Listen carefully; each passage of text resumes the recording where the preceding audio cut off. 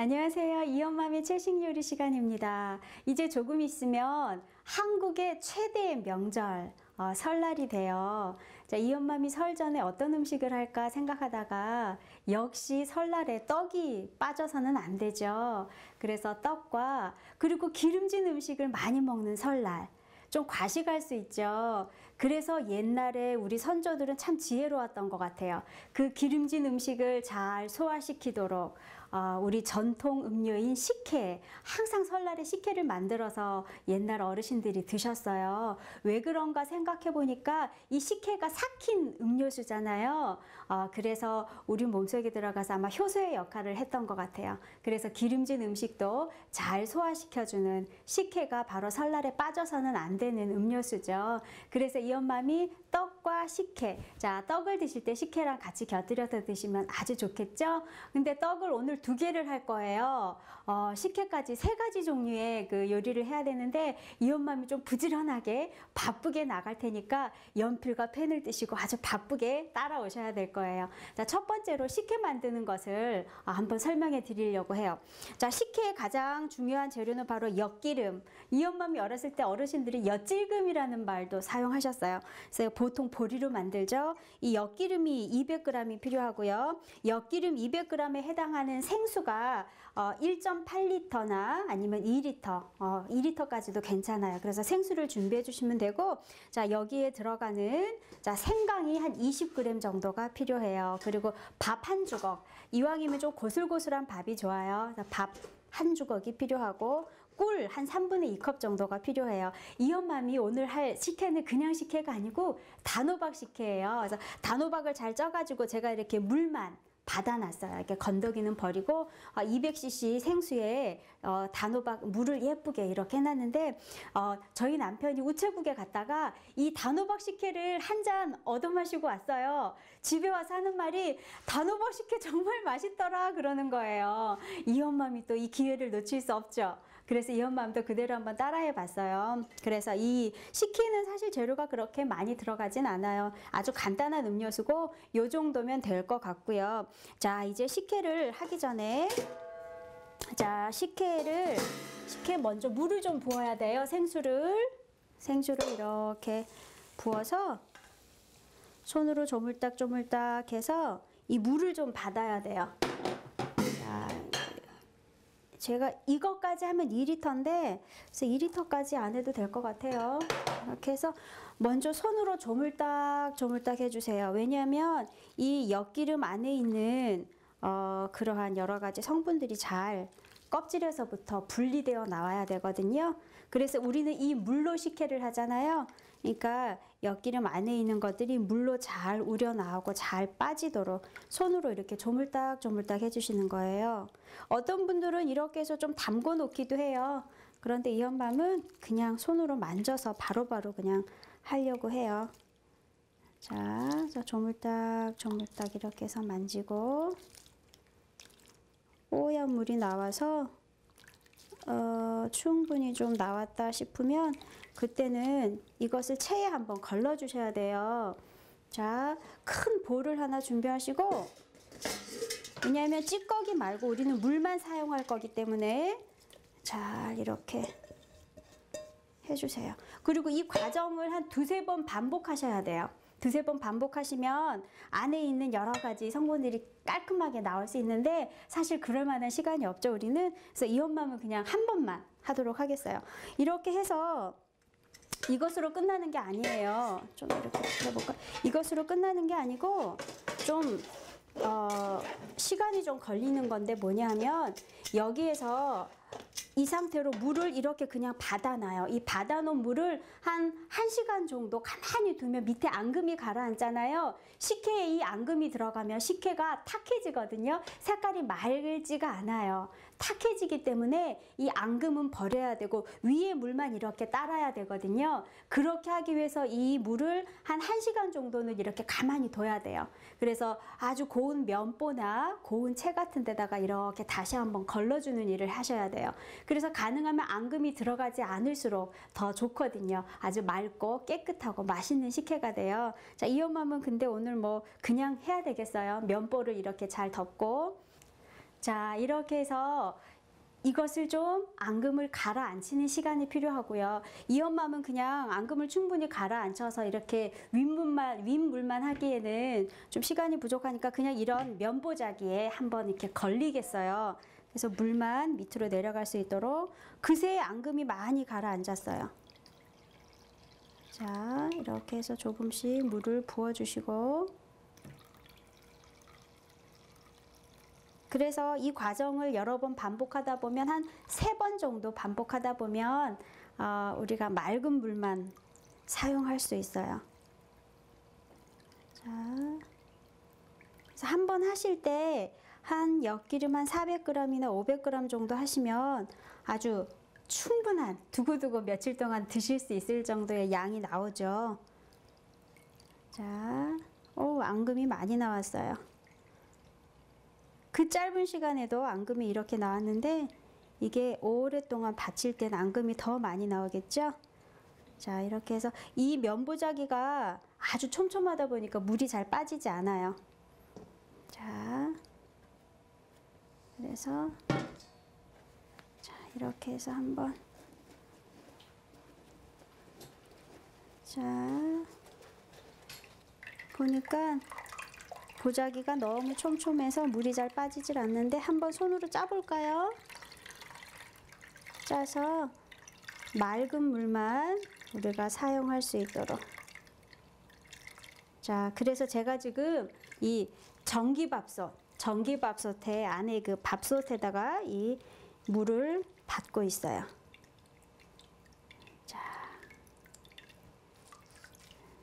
자, 이렇게 해서 자, 보이시나요? 이 앙금? 이건 그냥 아까워하지 마시고 그냥 다 버리세요. 만약에 이제 집에서 시간이 여유가 있다면 이 앙금 이렇게 위에 물을 조금 더 여기 할 수 있을 텐데 지금 그럴 만한 시간은 없고, 자, 이것을 그냥 아까워하지 마시고 다 버리시고요. 자, 이엄맘이 자, 제가 새벽에 일어나서 이렇게 미리 삭혀놨어요. 보면은 밥알이 몇 개 뜨죠? 밥알이 한 10개 정도 떠오르면 이 식혜가 잘 삭았다라는 증거 표시예요. 자, 그래서 이 밥알이 지금 떠올랐기 때문에 이 식혜는 거의 완성된 단계고요. 자, 이것은 다시 저 보온밥솥으로 들어가야 돼요. 들어가기 전에 이 엄마는 현미밥을 했어요. 이제 현미밥을 충분히 불려서 하지 않으면 이 껍질이 딱딱하기 때문에 이렇게 떠오르질 않아요. 그러니까 현미밥으로 만약에 식혜를 하실 경우에는 아주 오랫동안 불렸다가 밥을 하세요. 밥은 고들밥을 하셔야 돼요. 자, 이렇게 해서 제가 밥 한 주걱을 넣고, 자, 이것을 자, 여기 보온밥솥으로 가지고 갈 거예요. 자, 보온밥솥으로 가지고 가는데 제가 이거는 4시간 정도 보온을 했더니 이렇게 잘 삭았어요. 4시간 정도 보온하면은 이렇게 밥알이 이제 동동 떠오르기 시작하는데 밥솥에 따라서 다를 수가 있지만 보통 한 4시간 정도면 충분해요. 자, 이것을 이제 한번 끓여 보도록 하겠어요. 자, 이것을 한번 끓이는데 끓일 때는 생강을 넣고 끓여주세요. 안에 밥이 보이죠? 자, 이 밥이 아까우니까. 자, 그리고 참고로 이 밥을 다 끓이지 마시고 요 남은 밥은 아주 조금 그냥 찬물에 얼른 씻어서 물기를 빼서 냉장고에 넣어 놓으시면 나중에 손님 대접할 때 그냥 다 가라앉거든요. 이거 끓이면. 근데 얘네는 물에 위에 동동 뜨니까 따로 한 숟가락 정도 따로 보관하셔서 위에 이렇게 뿌려주시면 밥알이 동동 떠올라서 아주 예쁘게 되죠. 그리고 이렇게 끓이실 때 생강을 넣으시고요. 또 끓이실 때 제가 아까 받아놓은 이렇게 노란 단호박물을 넣으세요. 그래서 같이 끓이시면 되고요. 저는 꿀을 넣을 거기 때문에 꿀을 넣고 끓이면 꿀의 영양소가 파괴되니까 끓고 어느 정도 한 김 식으면 그때 저는 꿀을 넣을 거예요. 자, 이거는 그냥 이 상태로 두고요. 제가 이제 식혜하 그릇들을 다 치우고 나니까 여기가 조금 정리가 됐어요. 오늘 재료가 너무 많아요. 제가 이제 첫 번째 떡으로 팥시루 떡을 만들 텐데 참 아이러니하게 그냥 계속 팥 사용을 좀 많이 하게 됐어요.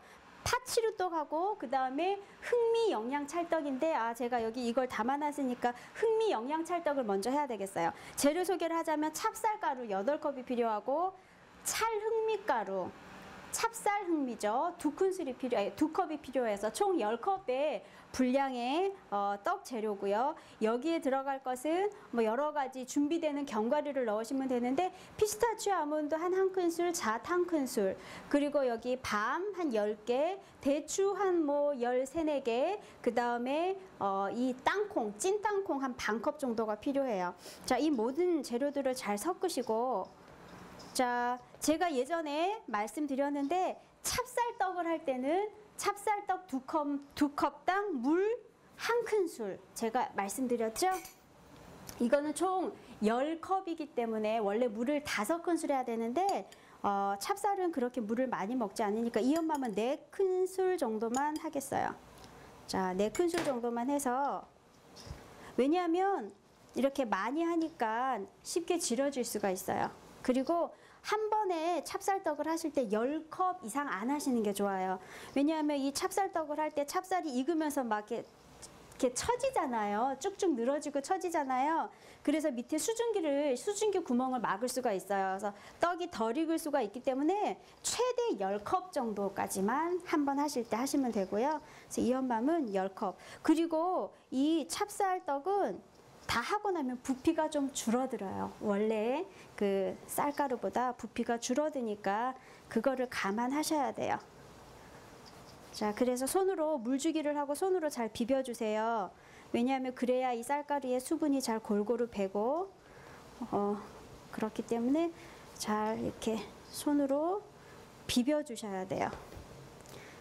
자, 그리고 찹쌀떡은 체에 치지 않죠. 어차피 다 서로서로 붙어서 찰져서 그렇게 달라붙는 그런 떡이기 때문에 이거는 굳이 뭐 체에 쳐주지 않아도 돼요.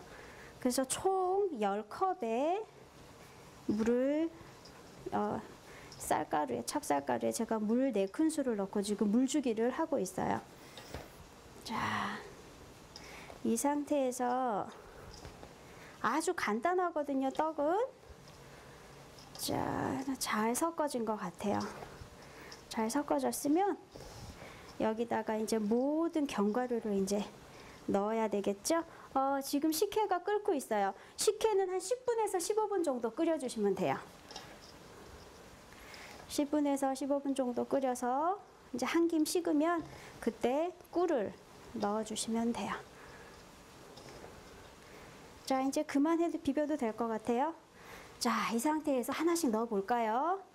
자, 이 엄맘이 너무 좋아하는 땅콩. 자, 제가 하나를 미처 못했네요. 자, 안에 씨를 다 빼주셔야 돼요. 씨를 빼주지 않으면 딱 씹혀버리거든요, 씨가. 그래서 치아를 다칠 수가 있어요. 그래서 피스타치오 아몬드 넣고 잣 넣고. 자, 이 쌀가루 자체에 간이 돼 있기 때문에 소금은 별도로 넣지 않으셔도 되고요. 자, 원래는 쌀 한 컵당 설탕을 한 큰술을 넣는데 이 엄마는 꿀가루예요. 꿀가루는 설탕보다 달지 않죠. 그래서 이거를 몇 개를 넣을 거예요? 2개, 3개, 4개, 5, 6, 한 7개 정도 넣을까요? 7개 정도 넣고 재빠르게 섞어주세요. 만약에 이렇게 꿀가루나 설탕을 이렇게 섞고 오랫동안 방치해두면 반죽이 질어질 수가 있어요. 그러니까 자, 대강 섞고 나서 이제는 정말 중요한 녹두 고물이 필요해요. 잠깐만요. 자, 찜솥을 가지고 왔고요. 이 찹쌀을 찔 때에 이걸로 할까요? 찹쌀을 찔 때 이런 면보자기가 필요해요. 왜냐하면 찹쌀이 이 찜기에 달라붙으면 아주 곤란하거든요. 잘 떨어지지도 않고. 그래서 달라붙는 걸 방지하고 쉽게 떨어뜨리기 위해서 이렇게 면보자기를 사용해 주셔야 되고, 이 녹두고물까지 제가 집에서 만약에 만들어서 떡을 해야 된다면 이 엄마 떡하는 거 아마 생각해 봤을 거예요. 그런데 이 녹두고물 같은 것은 떡재료 파는 곳에서 우리가 쉽게 구할 수 있어요. 아주 손쉽죠, 떡 만들기가. 그래서 이 엄마가 이렇게 겁 없이 떡을 만드는지도 모르겠어요. 그래서 녹두고물이 한 3컵에서 4컵 정도가 필요한데 이 엄마는 고물이 많은 걸 좋아하니까 4컵 정도를 준비했어요. 자, 그래서 이 녹두 고물에 간이 조금 된 상태고요. 이 고물도 사실은 약간 달아야지 맛있어요. 그러니까 녹두 고물이 지금 4컵이니까 원당을 한 2큰술 정도 넣을까요? 꿀가루는 잘 녹지 않기 때문에 고물에는 제가 원당을 좀 준비를 해요. 잘 섞어주세요. 잘 섞어주시고, 자, 어느 정도 섞어졌다 싶으면 이것을, 자, 제가 층층이 떡을 만들 거거든요. 그러니까 먼저, 자, 이렇게 해서 고물을 한번 밑에 깔아요. 맨 밑에 이 찰떡이 딱 달라붙으면 아주 곤란해요.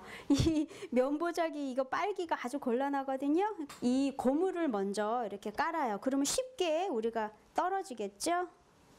이쪽으로 더 해야 되겠네. 자, 고물을 한번 밑에 살살 깔아주세요.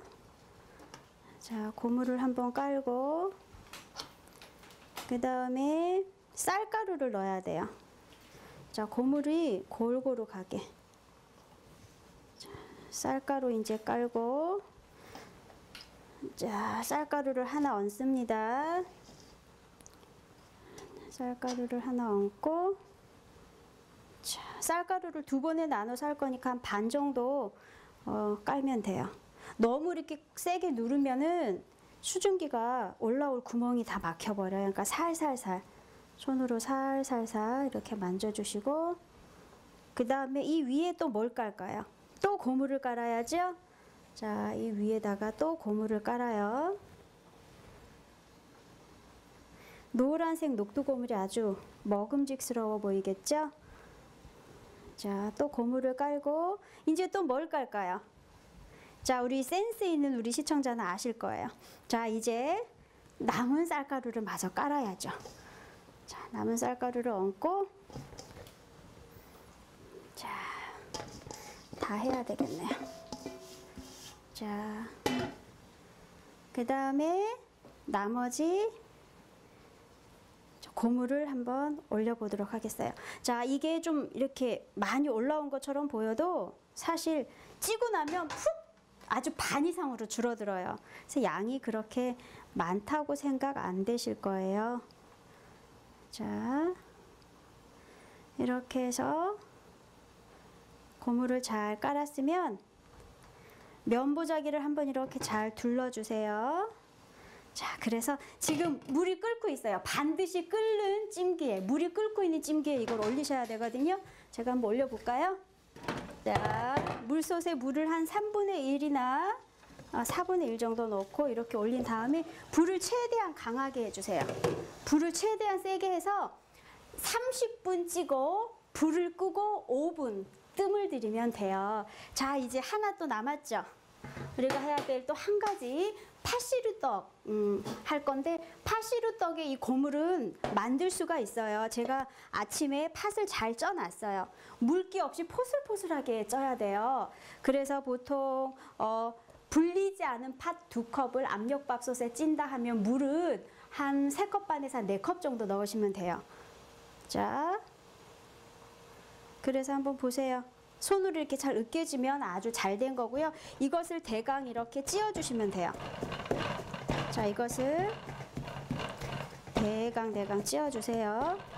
자, 그래서 지금 이렇게 한 다음에 소금 간을 좀 해야 되거든요. 소금 간은 한 2작은술 정도 하면 돼요. 그리고 여기에다가도 고물이기 때문에 이게 총 한 6컵 정도 되니까 3개를 넣을까요? 3개를 넣고 한번 잘 고물을 만들어 볼까요? 이제 다른 재료를 한번 보자면 팥고물이 한 6컵 정도 되면 한 번 찔 분량으로 충분하고요. 자, 저는 현미 맵쌀가루를 준비했어요. 3컵이에요. 현미 맵쌀가루 3컵, 찹쌀가루 2컵. 원래 설기만으로 하기도 하는데 설기만으로 하면 쉽게 부서지기 때문에 저는 찹쌀을 좀 섞었고요. 자, 여기에 물주기를 하도록 하겠어요. 찹쌀이 들어갔기 때문에 물은 4컵 정도면 돼요. 자, 물 4큰술 정도면 되고, 이것도 물주기를 해서 이렇게 잘 비벼주셔야 돼요. 자, 물주기를 이 정도만 하고 이제 불을 꺼야 되겠어요.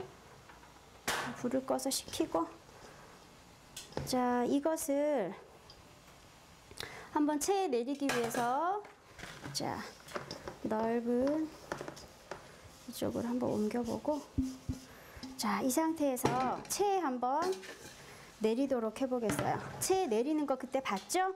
손으로 이렇게 해주세요. 그러면 체에 쉽게 내려가죠. 물주기 확인해 볼까요? 주먹으로 쥐세요. 펴세요. 옆으로 좌우로 던졌다가 손으로 한번 톡 하고 터질 정도면 물주기가 잘 된 거예요. 자, 이 상태에서 이제 자, 꿀가루를 넣으셔야 돼요. 꿀가루 4큰술 넣겠어요. 둘, 셋.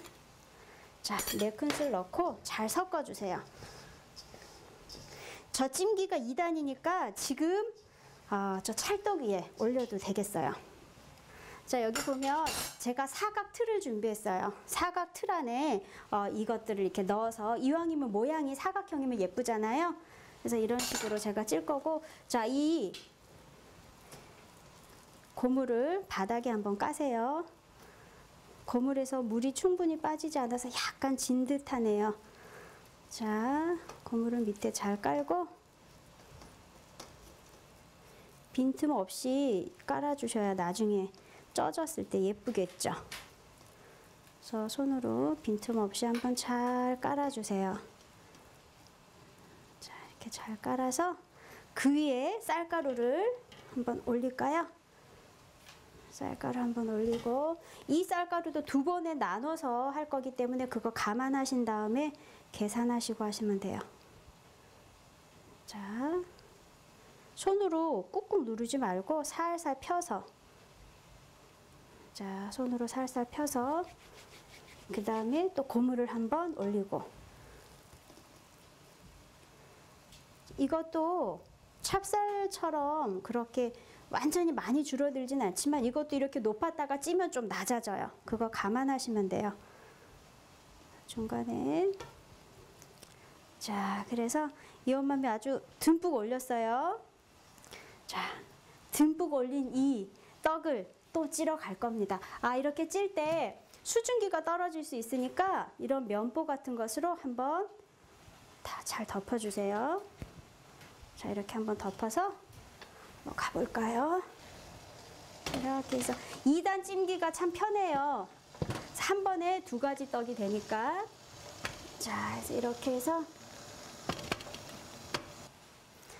자, 이 엄마미 지금 떡이 쪄지고 있는 동안 완성작을 꺼내놨어요. 자, 이것은 흑미 영양 찰떡인데, 자, 제가 층을 다 분리해 놨는데 여기 보면 잣도 보이죠? 그 다음에 여기 대추 보이죠?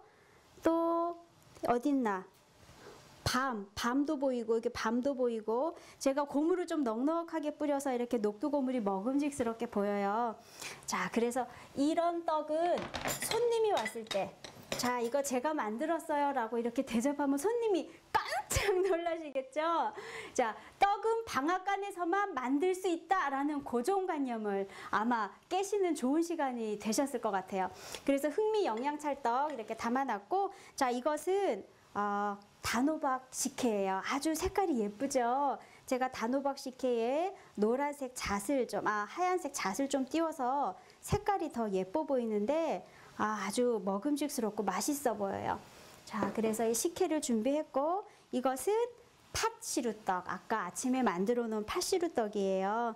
그래서 사실 이거 2덩이만 해도 저 같은 경우는 그냥 한 끼 식사가 될 것 같아요. 그래서 이 팥시루떡, 자, 이렇게 해서 떡은 방앗간에서만 만들 수 있다라는 고정관념을 깨시고, 방앗간에서는 아주 대량으로밖에 만들지 못해요. 그렇지만 집에서 만드는 떡은 아주 소량으로 만드실 수 있으니까 아주 유익하고요. 그래서 한번 잊어버리기 전에 꼭 실습 한번 해보시고요. 그래서 설날에 다른 거는 몰라도 식혜는 꼭 만들어서 한번 드셔보시길 바래요. 그래서 다음 이 시간 또 시청자 여러분에게 좋은 음식을 가지고 또 찾아뵙기로 하겠습니다. 안녕히 계세요.